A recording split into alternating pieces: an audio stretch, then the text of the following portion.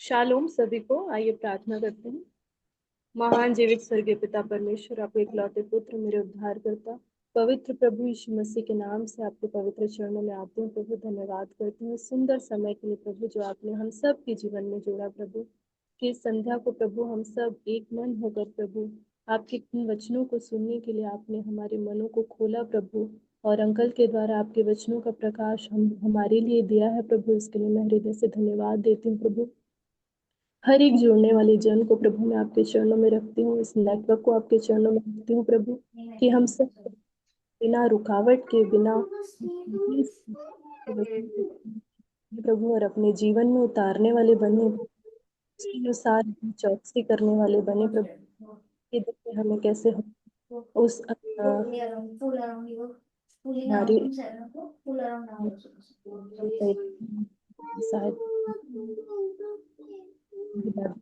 बात करते हुए इस मीटिंग को आपके जितने भी जन हैं प्रभु, उन सब को प्रभु आप आशीर्वाद से भरे।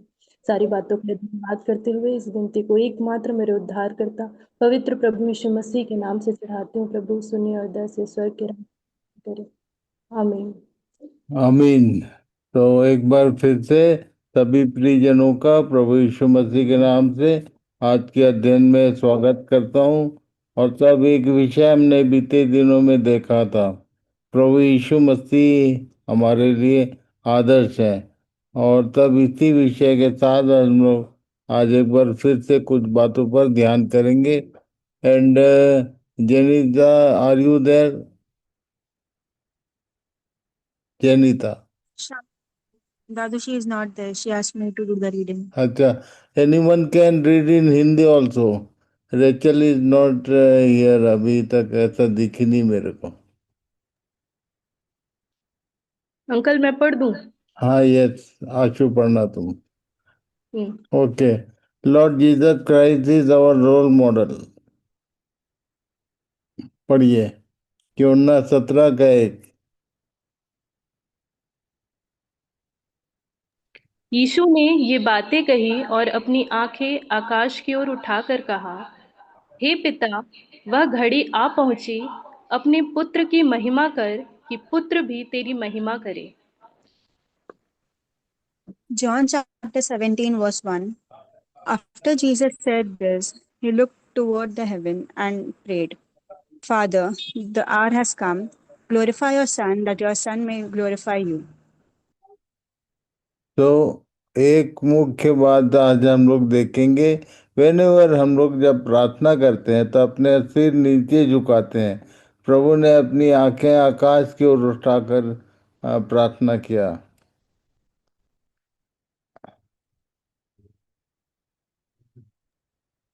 यूहन्ना यूहन्ना 11, हाँ, यस, रीड इट।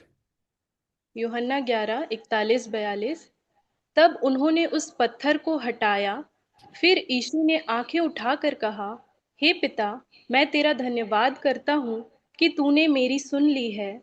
और मैं जानता था कि तू सदा मेरी सुनता है, परंतु जो भीड़ आसपास खड़ी है उनके कारण मैंने यह कहा, जिससे कि वे विश्वास करें कि तूने मुझे भेजा है।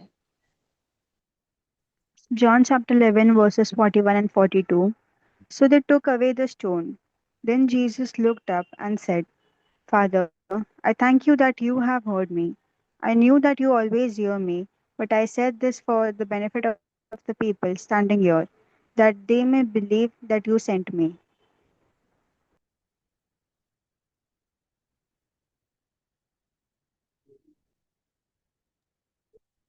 मत्ती 14:19। तब उसने लोगों को घास पर बैठने को कहा और उन 5 रोटियों और 2 मछलियों को लिया और स्वर्ग की ओर देखकर धन्यवाद किया और रोटियां तोड़ तोड़कर चेलों को दी और चेलों ने लोगों को।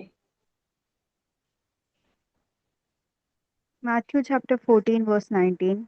And he directed the people to sit down on the grass. Taking the 5 loaves and the 2 fish, and looking up to heaven, he gave thanks and broke the loaves. Then he gave them to the disciples, and the disciples gave them to the people.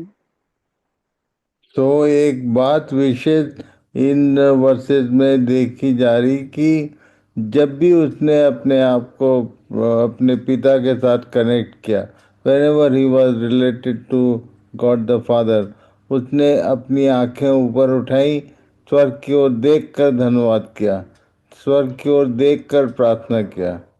और तब ये एक बात हमारे सीखने के लिए है। पढ़िए।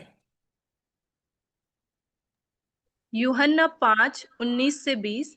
यीशु ने उनसे कहा, मैं तुमसे सच सच कहता हूँ, आपसे कुछ नहीं कर सकता, केवल वह जो पिता को करते देखता है, क्योंकि जिन जिन कामों को वह करता है उन्हें पुत्र भी उसी रीति से करता है, क्योंकि पिता पुत्र से प्रीति रखता है, और जो जो काम वह आप करता है वह सब उसे दिखाता है, और वह इनसे भी बड़े काम उसे दिखाएगा, ताकि तुम अचंभा करो। John chapter 5, verses 19 and 20. Jesus said to them, truly, truly, I say to you, the Son can do nothing of his own accord, but only what he sees the Father doing. For whatever the Father does, that the Son does likewise. For the Father loves the Son and shows him all that he himself is doing. And greater works than these will he show him, so that you may marvel. परमेश्वर अपने बच्चों को अपना काम दिखाता है और सिखाता है। ये बात बार बार प्रकट हो रही। अब तक पौलुस ने कलीसिया को लिखा है, एक बात पढ़िए। कुलुस्सियों 3:1-2। सो जब तुम मसीह के साथ जिलाए गए, तो स्वर्गीय वस्तुओं की खोज में रहो, जहां मसीह वर्तमान है और परमेश्वर की दाहिनी ओर बैठा है। पृथ्वी पर की नहीं, परंतु स्वर्गीय वस्तुओं पर ध्यान लगाओ। Colossians chapter 3, verses 1 and 2. Since you have been raised to new life with Christ, set your sights on the realities of heaven, where Christ sits in the place of honor at God's right hand. Think about the things of heaven, not the things of earth.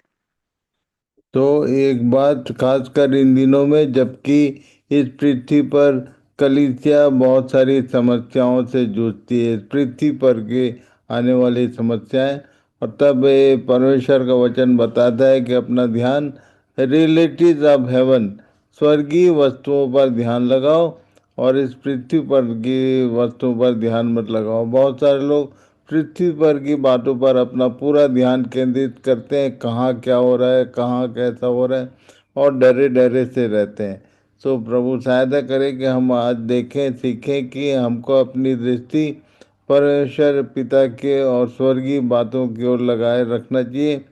जो realities of haven बोला, जो स्वर्गीय सच्चाइयाँ हैं, उन पर अपना ध्यान केंद्रित करने की कोशिश करें। पढ़िए। भजन संहिता 119:18। मेरी आंखें खोल दे कि मैं तेरी व्यवस्था की अद्भुत बातें देख सकूं। Psalm chapter 919, verse 18. Open thou mine eyes, that I may behold wondrous things out of thy law. तो परमेश्वर ने हमारे लिए बहुत सारी अद्भुत व्यवस्थाएं रखी हैं, पर हमारी आंखें उसे देख सके तब। पृथ्वी की बातों पर यदि दृष्टि रहेगी तो स्वर्गीय बातें हम नहीं, कभी नहीं देख पाएंगे। पढ़िए। भजन संहिता 34:7 पद। यहोवा के डरवैयों के चारों ओर उसका दूत छावनी किए हुए उनको बचाता है। Psalm chapter 34, verse 7. For the angel of the Lord is a guard, he surrounds and defends all who fear him. यहोवा के डरवैयों के चारों ओर उसका दूत छावनी किए हुए उनको बचाता है। आपके अंदर किसका डर है? किससे किससे आप भय खाते हैं? परमेश्वर से या इस पृथ्वी पर की बातों से? यदि परमेश्वर का भय में रहने वाले लोगों के चारों ओर उसका दूत छावनी किए हुए उनको बचाता है, लिखा है। और तब एक एग्जाम्पल है, पढ़िए। यशायाह 31:1-3 पद। हाय उन पर जो सहायता पाने के लिए मिस्र को जाते हैं और घोड़ों का आसरा करते हैं, जो रथों पर भरोसा रखते क्योंकि वे बहुत हैं, और सवारों पर क्योंकि वे अति बलवान हैं, पर इज़राइल के पवित्र की ओर दृष्टि नहीं करते और न यहोवा की खोज करते हैं। परंतु वह भी बुद्धिमान है और दुख देगा। वह अपने वचन न टालेगा, परंतु उठकर कुकर्मियों के घराने पर और अनर्थकारियों के सहायकों पर भी चढ़ाई करेगा। मिस्री लोग ईश्वर नहीं, मनुष्य ही हैं, और उनके घोड़े आत्मा नहीं, मांस ही हैं। जब यहोवा हाथ बढ़ाएगा, तब सहायता करने वाले और सहायता चाहने वाले दोनों ठोकर खाकर गिरेंगे, और वे सब के सब एक संग नष्ट हो जाएंगे। खासकर ऐसे समय में जब हमको सहायता की आवश्यकता है, आप कहाँ सहायता की ओर दृष्टि लगा रहे हो, ये ध्यान करने की बात है।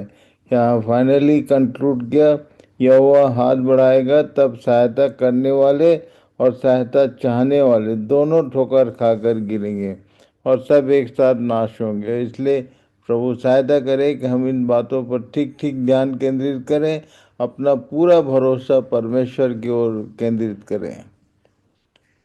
Read it. Isaiah chapter 31, verses 1 to 3. Woe to those who go down to Egypt for help, who rely on the horses, who trust in the multitude of their chariots, and in the great strength of their horsemen, but do not look to the Holy One of Israel, or seek help from the Lord. Yet he too is wise and can bring disaster. He does not take back his words. He will rise up against that wicked nation, against those who help evildoers. But the Egyptians are mere mortals and not God. Their horses are flesh and not spirit. When the Lord stretches out his hand, those who help will stumble, those who are helped will fall, and all will perish together.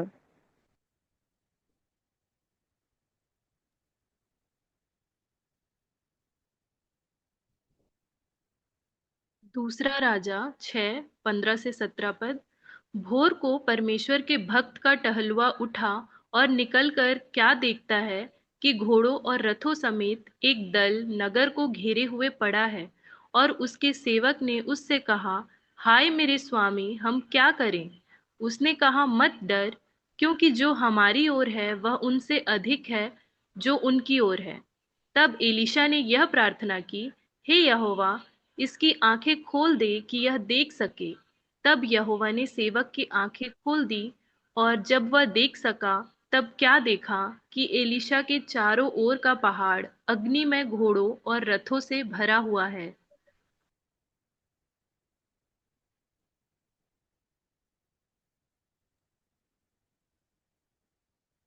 Second Kings chapter 6 verses 15 to 7. When the servant of the man of God got up early the next morning and went outside, there were troops, horses, and chariots everywhere. Oh, sir, what will we do now? The young man cried to Elisha. Don't be afraid, Elisha told him, for there are more on our side than on theirs. Then Elisha prayed, O Lord, open his eyes and let him see. The Lord opened the young man's eyes, and when he looked up, he saw that the hillside around Elisha was filled with horses and chariots of fire. तो यहाँ पर एक ये आज का homework रहेगा। दूसरा राजा 6 अध्याय को पूरा पढ़िए, बहुत इंटरेस्टिंग है। एक स्थिति ऐसी आई थी, एलीशा और उसका सर्वेंट, एक यंग मैन उसके साथ था। और ये जवान जो है, सवेरे जब उठा उसने देखा कि हम तो घिरे हुए हैं।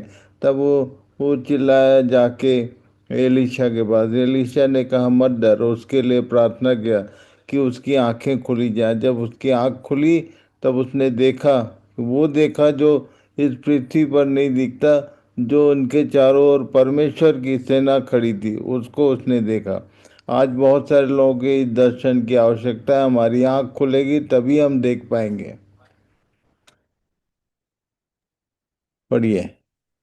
पहला राजा 22 अध्याय 19 पद। सुन, मुझे सिंहासन पर विराजमान यहोवा और उसके पास दाहिने बाएं खड़ी हुई स्वर्ग की समस्त सेना दिखाई दी है। First Kings chapter 22 verse 19. Then Micah continued, listen to what the Lord says. I saw the Lord sitting on his throne with all the armies of heaven around him. on his right and on his left. ये स्वर्ग की सेना की ओर हमारी दृष्टि रहनी रहनी चाहिए, क्योंकि हमारी सहायता के लिए आते हैं। ये हमारे सहायता के लिए हमेशा उपलब्ध होते हैं, परमेश्वर का वचन ये बताता है। इब्रानी 11:13 और 14 पद, ये सब विश्वास ही की दशा में मरे और उन्होंने प्रतिज्ञा की हुई वस्तुएं नहीं पाई, पर उन्हें दूर से देखकर आनंदित हुए और मान लिया कि हम पृथ्वी पर परदेसी और बाहरी हैं। जो ऐसी ऐसी बातें कहते हैं वे प्रकट करते हैं कि स्वदेश की खोज में हैं। Hebrews chapter 11, verse 13 and 14. All these people died still believing what God had promised them. They did not receive what was promised, but they saw it all from a distance and welcomed it. They agreed that they were foreigners and nomads here on earth. Obviously, people who say such things are looking forward to a country they can call their own. और इसलिए इस बात की आवश्यकता है, पढ़िए। पहला पत्रस 2:11।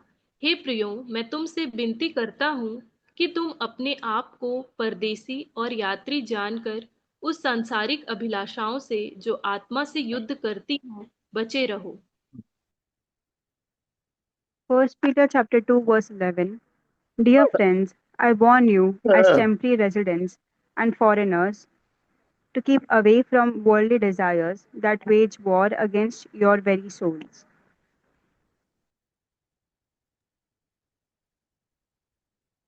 इफिसियों 1:15 से 18।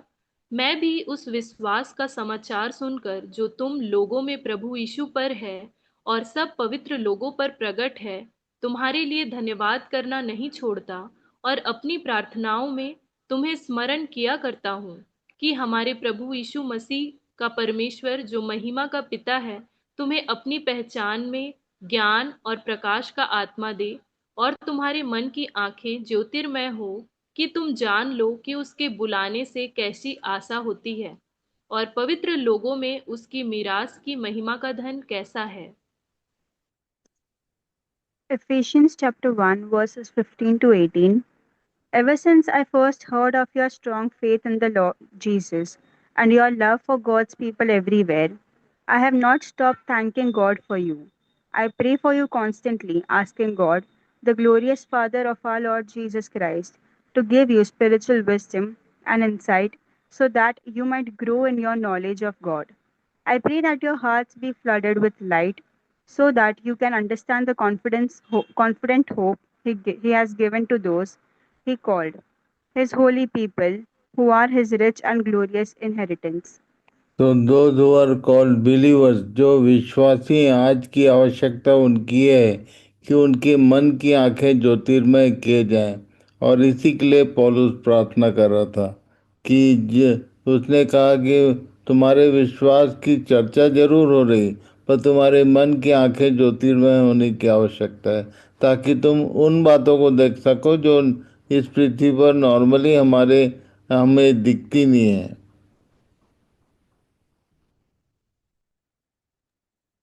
Spirit of knowledge and spirit of revelation. इसी के द्वारा, इसी के माध्यम से हमारे मन की आंखें ज्योतिर्मय होती हैं। Spirit of knowledge and spirit of revelation, ज्ञान और प्रकाश की आत्मा की बात कहा उसने।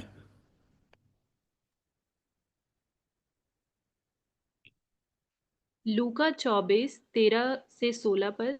देखो, उसी दिन उनमें से दो जन इम्माउस नामक एक गांव को जा रहे थे, जो यरूशलेम से कोई 7 मील की दूरी पर था, और वे इन सब बातों पर जो हुई थी आपस में बातचीत करते जा रहे थे। और जब वे आपस में बातचीत और पूछताछ कर रहे थे, तो यीशु आप पास आकर उनके साथ हो लिया, परंतु उनकी आंखें ऐसी बंद कर दी गई थीं कि उसे पहचान न सके। Luke chapter 24, verses 13 to 16. That very day, two of them were going to a village named Emmaus, about 7 miles from Jerusalem, and they were talking with each other about all these things that had happened. While they were talking and discussing together, Jesus himself drew near and went with them, but their eyes were kept from recognizing him. ये दो चेले हैं, दो शिष्य हैं, दो disciples हैं जो आपस में बातचीत करते जा रहे हैं एक दूसरे के साथ में। और तब उनकी आंखें बंद थी लिखा है। और तब उनकी आंखें जो बंद थी वो बाद में अपन पिछले दिनों में देखे थे कि उनकी आंखें कैसे खुली। सो आज के दिन हमारे लिए आवश्यक है कि इन बातों को ध्यान करें। पढ़िए। लूका 24:17 से 21। उसने उनसे पूछा, ये क्या बातें हैं जो तुम चलते चलते आपस में करते हो? वे उदास से खड़े रह गए। यह सुनकर उनमें से क्लियोपास नाम एक व्यक्ति ने कहा, क्या तू यरूशलेम में अकेला परदेसी है, जो नहीं जानता कि इन दिनों में उसमें क्या क्या हुआ है? उसने उनसे पूछा, कौन सी बातें? उन्होंने उससे कहा, यीशु नासरी के विषय में, जो परमेश्वर और सब लोगों के निकट काम और वचन में सामर्थी भविष्यद्वक्ता था। और महायाजकों और हमारे सरदारों ने उसे पकड़वा दिया कि उस पर मृत्यु की आज्ञा दी जाए और उसे क्रूस पर चढ़वाया। परंतु हमें आशा थी कि यही इज़राइल को छुटकारा देगा। और इन सब बातों के सिवाय इस घटना को हुए तीसरा दिन है। Luke chapter 24, verses 17 to 21. And he said to them, what is this conversation that you are holding with each other as you walk? And they stood still, looking sad. Then one of them, named Cleopas, answered him, are you the only visitor to Jerusalem who does not know the things that have happened there in these days? And he said to them, what things? And they said to him, concerning Jesus of Nazareth, a man who was a prophet, mighty in deed and word before God and all the people, and how our chief priests and rulers delivered him up to be condemned to death and crucified him. But we had hoped that he was the one to redeem Israel.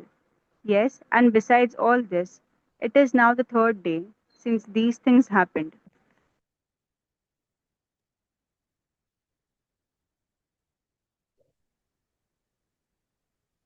लूका 24:22 से 26। और हम में से कई स्त्रियों ने भी हमें आश्चर्य में डाल दिया है, जो भोर को कब्र पर गई थी, और जब उसकी लोथ न पाई तो यह कहती हुई आई कि हमने स्वर्गदूतों का दर्शन पाया, जिन्होंने कहा कि वह जीवित है।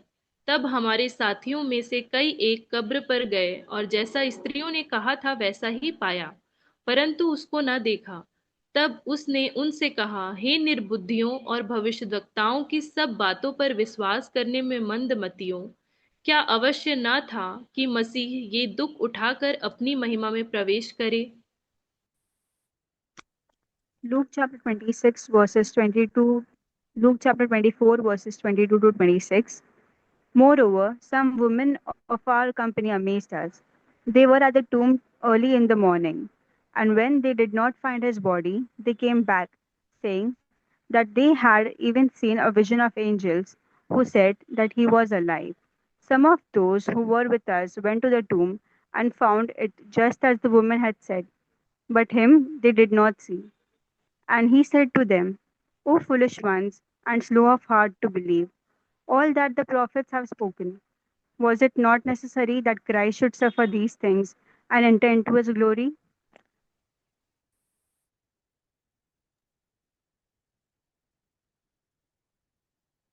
लूका 24:27 से 31। तब उसने मूसा से और सब भविष्यद्वक्ताओं से आरंभ करके सारे पवित्र शास्त्रों में से अपने विषय में की बातों का अर्थ उन्हें समझा दिया। इतने में वे उस गांव के पास पहुंचे जहां वे जा रहे थे, और उसके ढंग से ऐसा जान पड़ा कि वह आगे बढ़ना चाहता है। परंतु उन्होंने यह कहकर उसे रोका कि हमारे साथ रह, क्योंकि संध्या हो चली है और दिन अब बहुत ढल गया है। तब वह उनके साथ रहने के लिए भीतर गया। जब वह उनके साथ भोजन करने बैठा तो उसने रोटी लेकर धन्यवाद किया और उसे तोड़कर उनको देने लगा। तब उनकी आंखें खुल गई और उन्होंने उसे पहचान लिया, और वह उनकी आंखों से छिप गया। Luke chapter 24, verses 27 to 31. And beginning with Moses and all the prophets, he interpreted to them in all the scriptures the things concerning himself. So they drew near to the village to which they were going. He acted as if he were going farther, but they urged him strongly, saying, "Stay with us, for it is toward evening, and the day is now far spent." So he went in to stay with them. When he was at the table with them, he took the bread and blessed and broke it and gave it to them. And their eyes were opened, and they recognized him, and he vanished from their sight.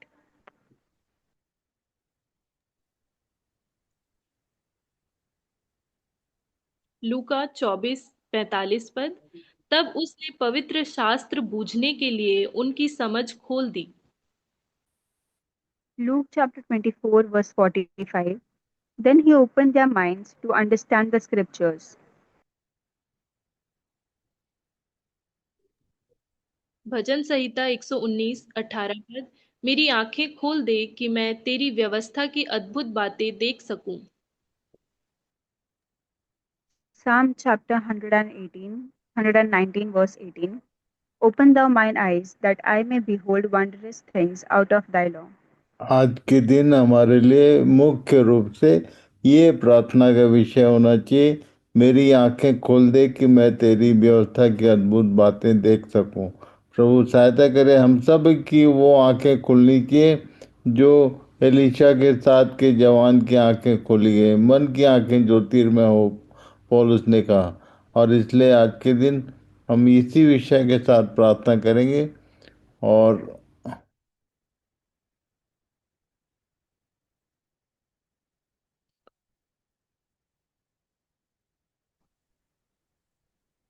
Paru बहन प्रार्थना कीजिए। सर्वशक्तिमान दयालु पिता, हम तेरा धन्यवाद करते सुंदर प्रभु, आज सुने हमको ज्ञान से भरा है प्रभु, इसलिए पिता होने दे प्रभु ज्ञान और प्रकाश की आत्मा आज तूने अपने दास के द्वारा हम पर रिलीज की है प्रभु। हम विश्वास करते परमेश्वर पिता हमारी मन की आंखें खोल दे प्रभु परमेश्वर पिता, ताकि प्रभु तेरे वचन की सारी बातों को हम समझने वाले बन जाए परमेश्वर पिता। आज परमेश्वर पिता हम प्रार्थना करते हैं प्रभु उन प्रभु निर्बुद्धियों और मंदमतियों जैसे हम ना बने परमेश्वर पिता। हर बात प्रभु परमेश्वर तेरे ओर से हम तक पहुंचती है, हम ये हम ध्यान में रखते हुए चल सके। हाँ मेरे प्रभु, तू हमको बताता है और तू हमको सिखाता है प्रभु, इसलिए पिता परमेश्वर उन दोनों भी बातों को प्रभु परमेश्वर पिता समझने के लिए और प्रभु ध्यान से हम चलने के लिए प्रभु हमारी मदद कर परमेश्वर पिता। हाँ मेरे स्वामी, हे मेरे परमेश्वर, अंतिम दिनों में प्रभु होने दे हमारी भी आंखें तू खोल दे प्रभु, ताकि प्रभु परमेश्वर पिता तेरे दास के द्वारा जो तू प्रभु हमको परमेश्वर पिता अपने ज्ञान से प्रभु भर रहा है प्रभु, उस बात में स्थिर हो सके पिता, और हम तेरी इच्छा पूरी कर सके, तुझे प्रसन्न करने वाले काम कर सके प्रभु। हाँ मेरे परमेश्वर, धन्यवाद करते प्रभु, स्तुति करते, तारीफ करते राजा। हे मेरे स्वामी होने दे प्रभु कि हम जितने भी लोग आज इकट्ठा होकर प्रभु परमेश्वर सुने हैं पिता, वो हम हर एक को तेरे सामर्थ्य हाथ में सौंपते हैं। हाँ मेरे परमेश्वर, और धन्यवाद देते तेरे दास के लिए भी कि पिता परमेश्वर प्रभु इतने समय में प्रभु इतना गहरी बातों का प्रभु ज्ञान हम तक उन्होंने पहुंचाया है प्रभु। पिता परमेश्वर, तेरा ज्ञान न होने के कारण प्रभु तेरी प्रजा नाश हो जाएंगी, ऐसा तेरा वचन कहता है। आज प्रभु होने दे पिता कि प्रभु हम सचेत हो जाए प्रभु की कौन सी बात, और प्रभु परमेश्वर प्रभु तेरे ओर से है और दूसरे रास्ते से हम समझने वाले बन जाए परमेश्वर पिता। और प्रभु हर बार प्रभु तेरे ओर से बात आती है वो समझने वाले बन जाए परमेश्वर। हाँ मेरे प्रभु, धन्यवाद करते, स्तुति करते, तारीफ करते, प्रशंसा करते, जय जयकार करते प्रभु। हम सभी लोगों को तेरे सामर्थ्य हाथों में सौंपते हैं, तेरे दास को प्रभु परमेश्वर पिता प्रभु होने दे अपने स्वर्गदूतों के प्रभु छाए में प्रभु परमेश्वर पिता उन्हें और उनके परिवार को रख प्रभु। लिखा है तेरे प्रभु तेरे दरवाजे के चारों ओर प्रभु तो अपने स्वर्गदूतों को रखकर तो उनकी रक्षा करता है, उनकी सुधि लेता है। परमेश्वर पिता, हाँ मेरे प्रभु तेरे दास को और उनके घराने को भी प्रभु परमेश्वर तेरे सामर्थ्य हाथ में सौंपते, उनकी भी हर प्रकार से रक्षा कर प्रभु परमेश्वर, और उन्हें ताकत दे, हिम्मत दे, तेज दे तेरे दास को प्रभु, ताकि वो और तेरी सेवा कर सके, तेरे प्रभु दुल्हन को, तेरी कलीसिया को प्रभु तैयार कर सके। हालेलुया। ताकि तेरा आना जो निकट है प्रभु, हम तेरे साथ में हो लिए जाए। अनुग्रह कर, सहायता कर प्रभु। धन्यवाद करते हैं, हम सभी को तेरे सामर्थ्य हाथ में सौंपते हुए इस विनंती को हमारे उद्धारकर्ता यीशु नासरी के नाम से मांगते, सुन इसे ग्रहण कर पूरा कर। आमीन। आमीन। Thank you sister. और तब प्रभु सबको आशीष दे। God bless you all. सब इन बातों को ध्यान करें और खुद भी समझें और दूसरों को भी समझाएं। तो प्रभु सबको आशीष दे। शालोम। शालोम दादा, shalom. Shalom. Shalom, Daddy. Shalom, Mom. Shalom.